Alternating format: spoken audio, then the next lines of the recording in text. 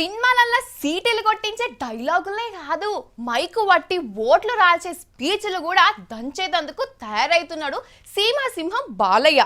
ఈయన సినిమాలకు టాకీస్ల కాడ టికెట్లు అయితే బాగానే తెగుతున్నాయి, కానీ ఈయన ఎమ్మెల్యే టికెట్ మీద ఉన్న డౌట్కు ఇన్ని దినాలకు ఒక క్లారిటీ వచ్చేసింది.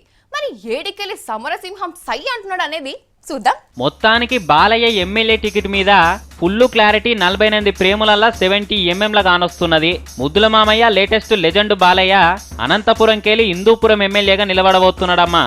మరి ఇలా చంద్రాల బాబా టికెట్ ఇస్తాడా, ఇయ్యకుంటే బిస్కెట్ వేస్తాడా అని అనుమానమే ఉండే. ఇక భలేవాడివే బాసు ఫ్యాన్స్ కూడా టికెట్ ఇయ్యకపోతే దబిడి దిబ్బిడే అని వార్నింగ్లు కూడా ఇచ్చిర్రు. ఇక అన్ని ఇషారం చేసుకొని బాబా చంద్రాలు కూడా బాలయ్య బాలయ్య నీతోని లేన్లోని నాకెందుకయ్యా అని బీఫామ్ చేతిలో పెట్టి పోటీ చేసుకొని తోలిండు. ఇక ప్రచారానికే పరిమితం చేయకుండా నువ్వు పోటీ కూడా చేసుకో, సినిమాలతోని బంపర్ కలెక్షన్లే కాదు ఎలక్షన్లలో భారీ మెజార్టీ కూడా తెప్పి అని చెప్పిండు. ఇక ఎండితెర చెన్నకేశాలు కూడా హిందూపురంలో ఇయ్యర మయ్యర ప్రసారం చేస్తేందుకు బరాబర్ తయారైతున్నాడట.